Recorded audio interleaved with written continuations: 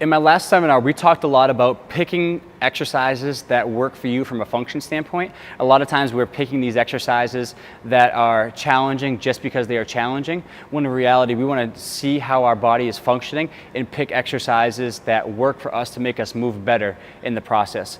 So with that being said, a good way to learn new functional movements is to actually hold that position for a period of time to really get that stability and really appreciate the position. So for example, if I was doing the split squat, if I knew someone was having difficulty with the split squat position, either they're getting a valgus collapse, that knee was caving in, they were rotating some funny way, what I could actually do was start from the bottom, lift up slightly to hold the position, to get the alignment and the position down, and then to work on that from there.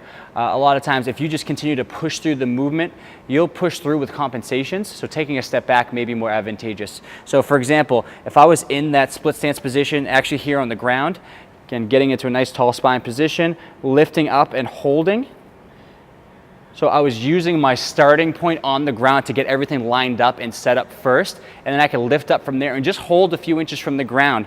That right there will get me into the proper position to start, and then I can hold and maintain that to help really lock in that movement. A lot of times when you start from the top here, getting in the right position is tricky, it's shaky, and then we go down and we're not really set up the right way. So sometimes working from the bottom up, actually holding the positions for a period of time to create that stability and lock in the position may be more advantageous going forward. So that could be done with the split squat. It could also be done if you're doing something like the rear foot elevated split squat, just lifting slightly and holding, getting the body used to that position and training those muscles properly.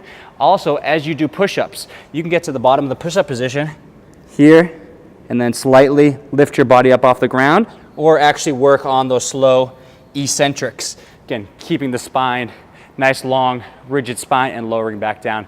So if you're having trouble with the movement, I really recommend taking a step back. How can you make it more basic? Again, this will still be just as challenging if you're holding that for a period of time. So don't feel like you always have to load so much weight onto the movement. Get the movement down first, again, progress, get better at it, and then move forward from there.